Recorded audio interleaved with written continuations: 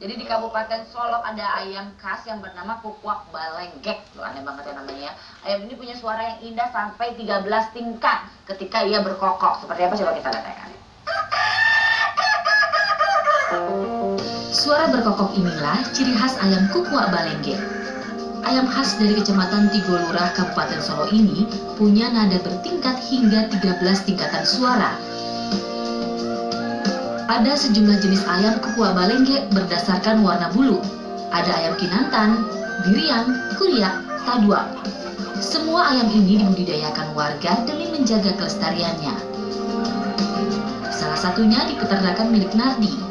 Pakar ayam kukuak balenggek ini merawat ayam unik ini dengan pakan khusus untuk menjaga keindahan bulu dan suara ayam.